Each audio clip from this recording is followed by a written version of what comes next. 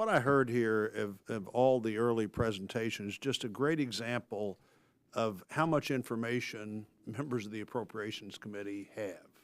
I think that's one of the reasons it's so important we figure out how to come to a conclusion here that's successful. That means a conclusion that ultimately the president will sign and becomes law.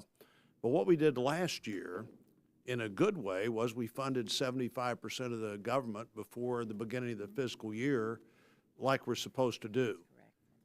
And when we saw that happen, I just think that produces a much better result than what we'd seen in the previous years, where at the end of the day, you have the two House leaders and the two Senate leaders and somebody from the White House trying to do everything after the fiscal year has already begun, afraid to share that information with anybody outside the room, because once you break the code, then everybody wants to know about everything, and that is just, nobody is well served by that. The leaders aren't well served by that. The country's not well served by that.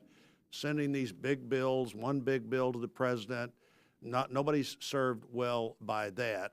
I do think that what we are able to do here in this conference, and by the way, remember how when we used to have conferences all the time instead of the rare, maybe once a year. I think we had one conference last year, maybe no conferences the year before. In this conference, to remind people that the Appropriation Committee really does matter. The years of information put together really matter as we try to reach a conclusion. Congressman Price mentioned the budget caps, current Budget Control Act. If we could do anything in this conference to get the top spending numbers for the year we're about to enter into. If we don't do that, we need to immediately turn around and go through this process again.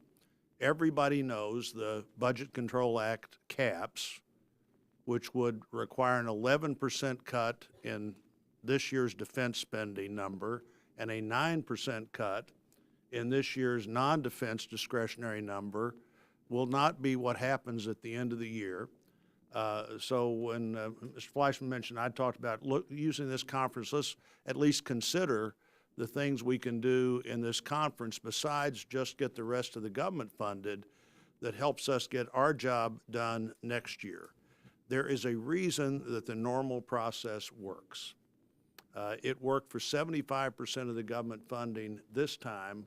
Our goal between now and September 30th should be to get it to work for 100% of the government funding.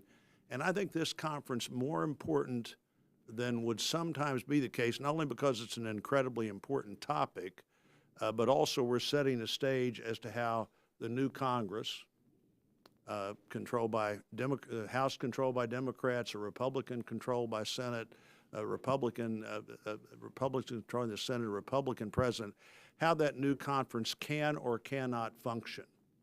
This is our first real opportunity to show that we can do our job.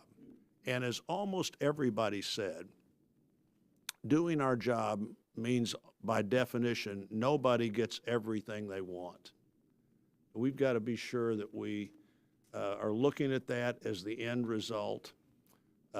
We've got to figure out how to make this work. I think we can, and again, just listening to what everybody had to say and listening to the incredible knowledge that everybody brings to the table further exemplifies why this process needs to work the right way. That's what a conference committee is all about.